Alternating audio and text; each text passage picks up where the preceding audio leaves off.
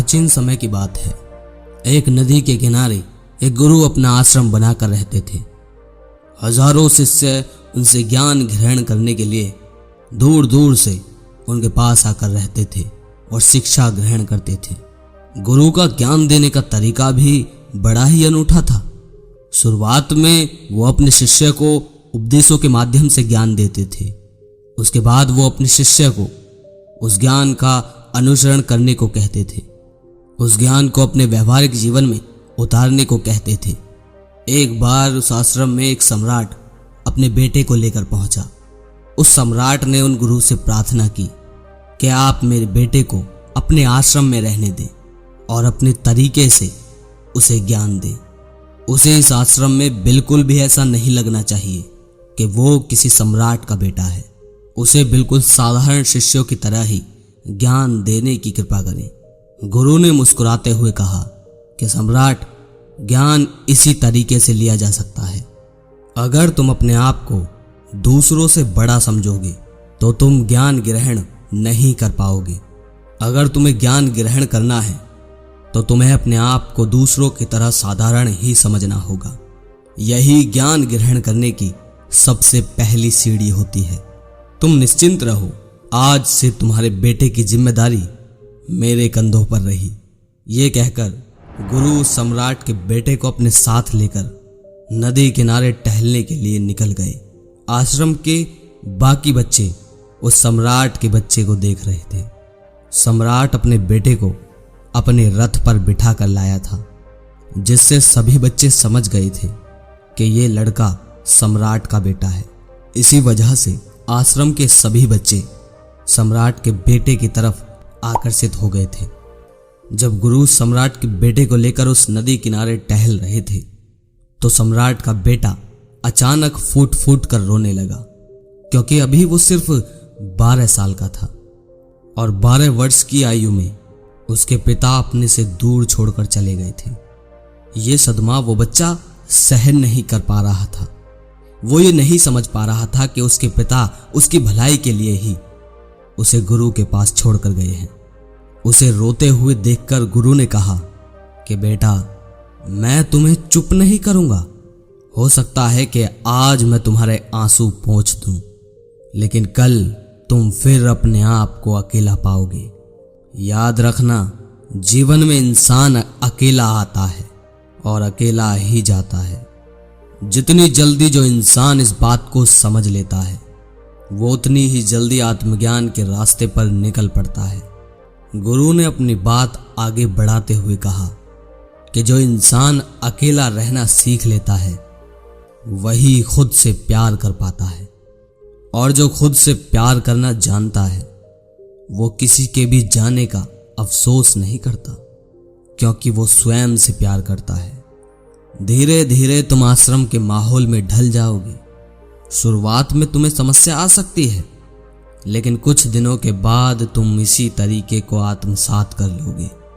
उसके बाद तुम्हें यही जगह बहुत अच्छी लगने लगेगी। ये जगह तुम्हें अपने महल, अपने घर जैसी लगने लगेगी। शाम हो चली थी, बादलों के पीछे सूरज छिपने लगा था और अपनी लालिमा पूरे आसमान में बिखेर रहा था। बड़ा ही सुंदर दृश्य था। गुरु अपने शिष्य को साथ लेकर आश्रम में वापस लौट आए। उस शिष्य को भी थोड़ी सांत्वना मिली, क्योंकि गुरु की आंखों में एक अभूतपूर्ण शांति झलक रही थी। और जब हम किसी एकांतवासी गुरु की आंखों में शांति देख लेते हैं तो हमारे हृदय पे से भी सारा भार हट जाता है, मन एकदम निर्मल हो जाता है। जब सम्राट का बेटा रात्रि का भोजन करने के लिए भोजन कक्ष में पहुंचा तो आसपास के सभी शिष्य उसके पास आने लगे। उन सभी को पता था कि यह सम्राट का बेटा है और अगर हम इससे दोस्ती कर लेते हैं तो इससे हमारा बहुत फायदा होने वाला है। यही सोचकर आश्रम के ज्यादातर बच्चों ने उसे घेर लिया था। बस कुछ बच्चे जो अकेले रहने का महत्व समझते थे, जो दिखावे में विश्वास नहीं करते थे, वो सम्राट के बेटे के पास जाने की बजाय अपना पूरा ध्यान खाने पर लगा रहे थे और एकांत में बैठकर अपना भोजन कर रहे थे। कुछ समय बाद सम्राट के बेटे की आश्रम के ज्यादातर बच्चों के साथ दोस्ती हो गई।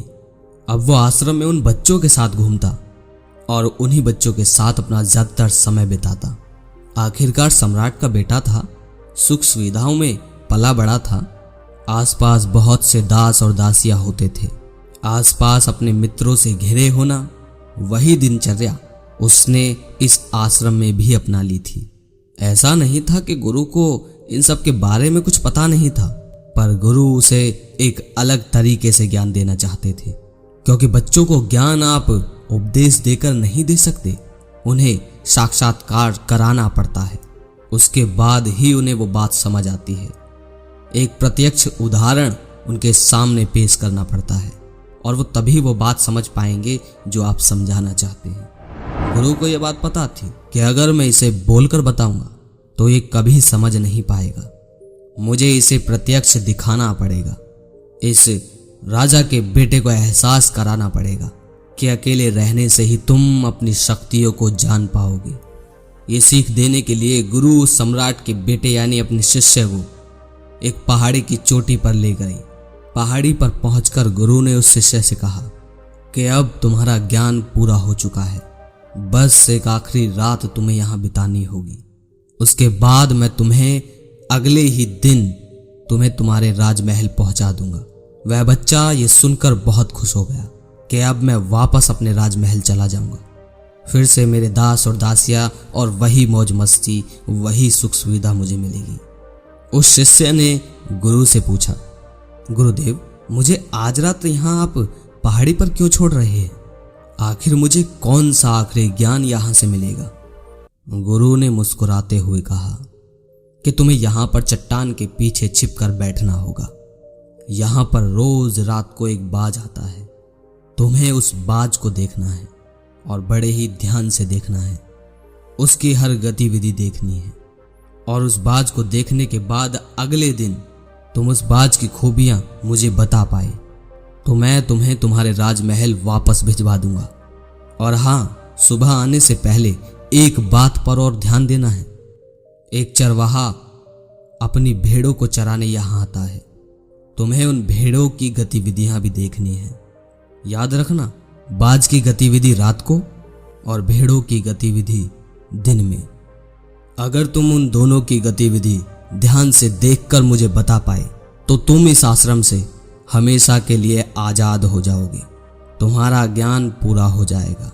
मैं तुम्हारे पिता को कह दूंगा कि ये बच्चा हमारे आश्रम का सबसे ज्ञानी बच्चा है।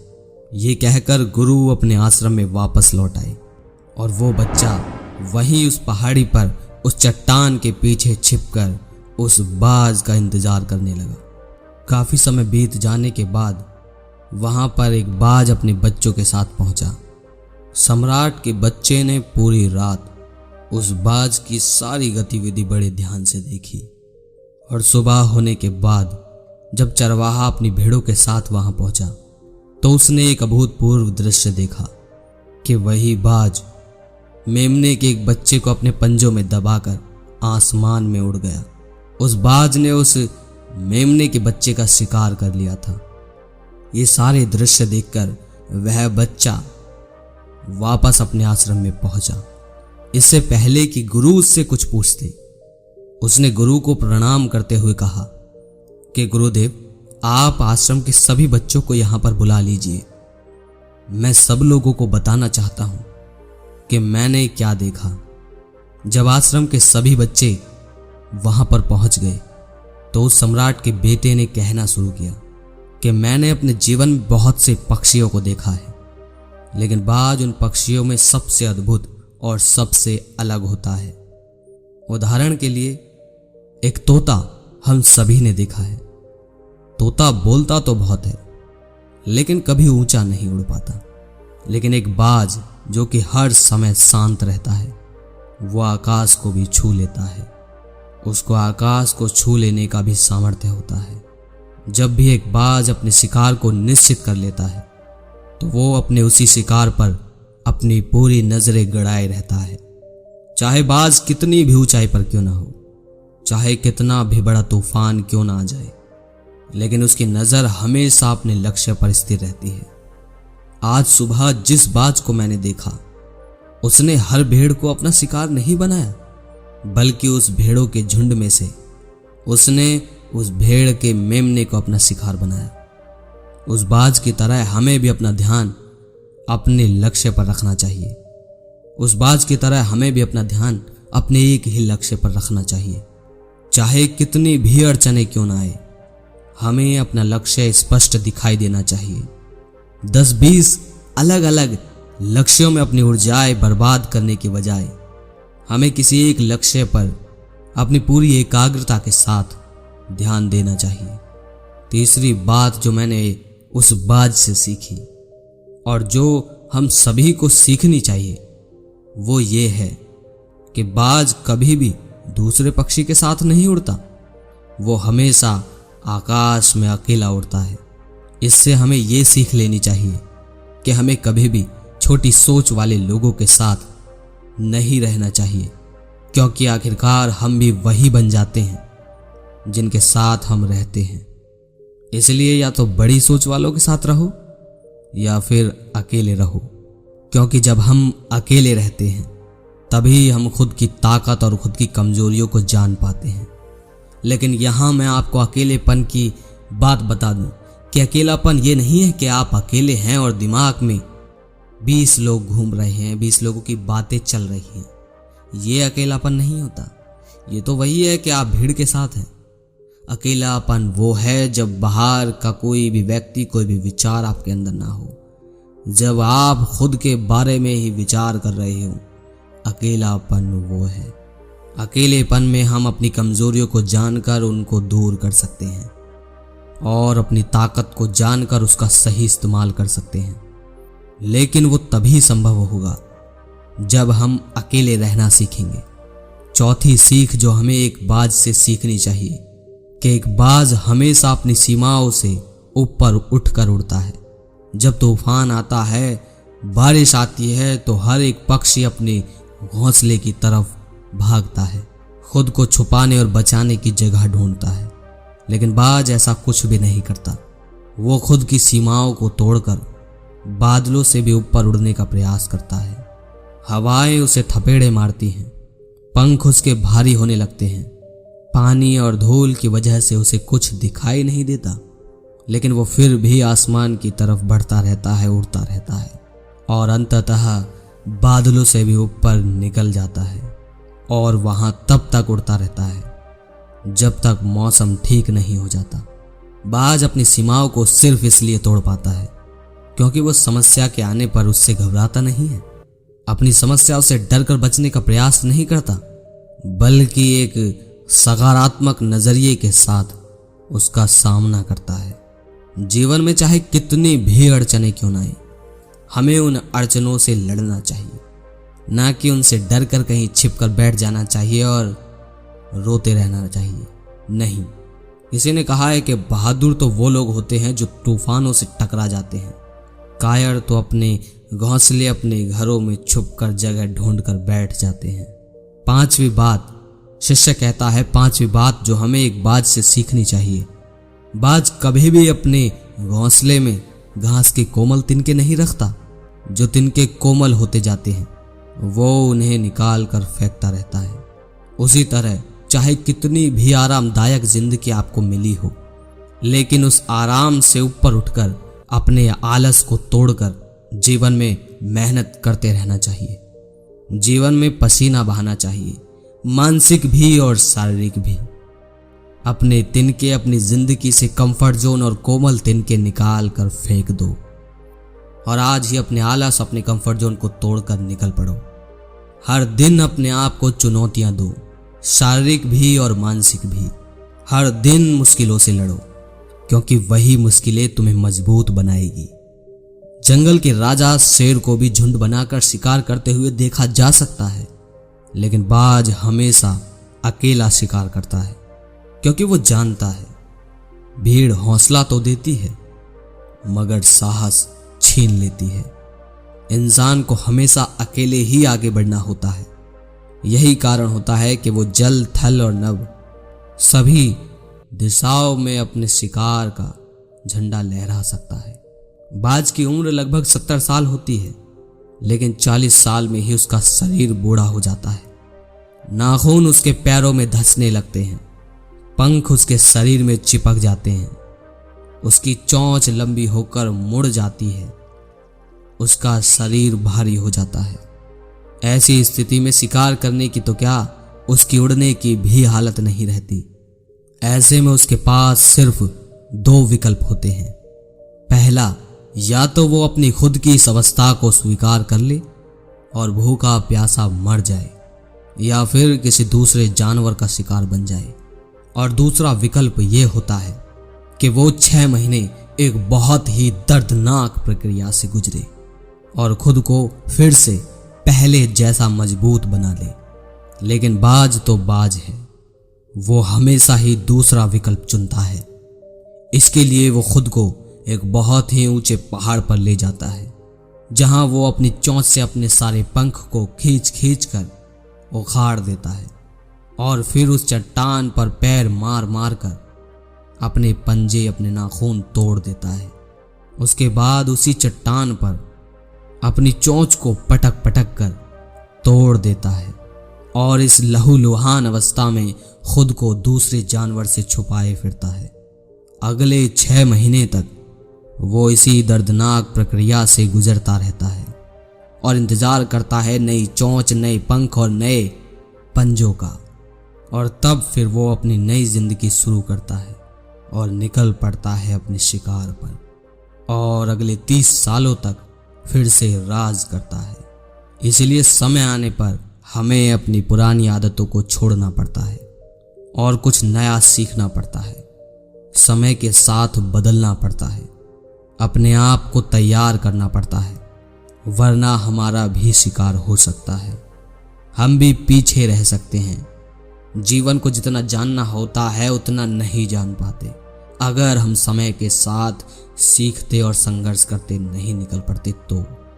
इसके बाद उस सम्राट के बेटे ने भेड़ों की विशेषता बताते हुए कहा कि भेड़ हमेशा ही झुंड में चलती हैं। उन्हें झुंड में एक साथ चलने से हिम्मत मिलती है, लेकिन जैसे ही उन सभी भेड़ों पर शिकार होता है वैसे ही वो सारी की सारी भेड़ तितर बितर हो जाती है और उस पूरे भेड़ के झुंड में से एक भी भेड़ अपनी साथी की मदद करने के लिए वापस नहीं लौटती। इससे हमें ये सीख मिलती है कि हमारे साथ कितने भी लोग क्यों ना खड़े हों, किसी पर भी यकीन मत करना। यकीन करना तो सिर्फ खुद पर करना, क्योंकि बुरा समय आने पर वो भीड़ कब छिन्न भिन्न हो जाएगी आपको पता ही नहीं चलेगा। गुरु को प्रणाम करते हुए सम्राट के बेटे ने गुरु से कहा कि गुरुदेव, अगर मुझसे कोई सीख रह गई हो तो हे गुरुदेव आप ही बताने की कृपा करें।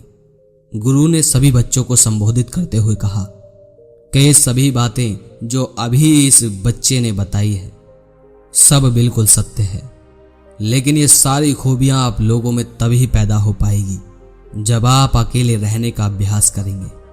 आपने देखा होगा कि बाज कभी भी किसी दूसरे पक्षी के साथ नहीं उड़ता, नहीं रहता, ना ही किसी के साथ अपनी जोड़ी बनाता है। वो आसमान में अकेला उड़ता है और अकेला उड़ने की वजह से ही वो अपनी ताकत और अपनी कमजोरी जान पाता है। इसके बाद गुरु ने अपनी बात खत्म करते हुए कहा कि मैं आज रात इस सम्राट के बेटे को इसके राजमहल में छोड़ने के लिए जा रहा हूं, क्योंकि इसकी सीख यहां पर पूरी हो गई है। और ये कहकर गुरु सम्राट के बेटे का हाथ पकड़कर राजमहल की तरफ रवाना हो गए और आश्रम के सभी शिष्य उन्हें जाते हुए देखते रहे। तो दोस्तों, कैसी लगी आपको ये कहानी? अगर ये कहानी आपको पसंद आई है और आप इस कहानी से अकेलेपन के बारे में समझ पाए हैं तो मुझे कमेंट में अपनी प्रतिक्रिया ज़रूर दें। और अगर लगे शेयर करने लायक तो आपसे निवेदन करता हूं कि ज़्यादा से ज़्यादा ये शिक्षाएं पहुंचाइए। मिलते हैं अगली वीडियो में। जय श्री कृष्ण।